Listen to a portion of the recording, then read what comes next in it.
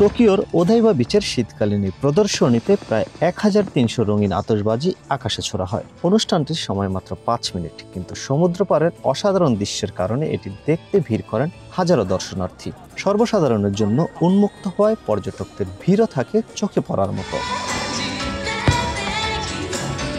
জাপানে সাধারণত গ্রীষ্মকালেই আতশবাজির উৎসব হয়ে থাকে, তবে শীতকালে ওদাইবার রেইনবো ফায়ারওয়ার্কস আয়োজন করার প্রধান কারণ হচ্ছে স্বচ্ছ আকাশ ও শহরের আরবান লাইটিংকে ঘিরে, যা এক ভিন্ন অভিজ্ঞতা দিয়ে থাকে। রেইনবো ব্রিজ, সমুদ্র আর শহরের আলো মিলিয়ে আতশবাজি এখানে আরও উজ্জ্বল ও রঙিন দেখায়। ১৯৯০-এর দশকে ওদাইবা উন্নয়ন প্রকল্পের পর থেকে শীতকালীন আলোকসজ্জা ও আতশবাজি উৎসব স্থানীয় পর্যটনকে আরও সক্রিয় করে তুলেছে। ডিসেম্বর জুড়ে প্রতি শনিবার আয়োজন করা হয় এই রেইনবো ফায়ারওয়ার্কস, যা স্থানীয় ব্যবসা, রেস্টুরেন্ট ও শপিং মলে জমজমাট পরিবেশ সৃষ্টি করে।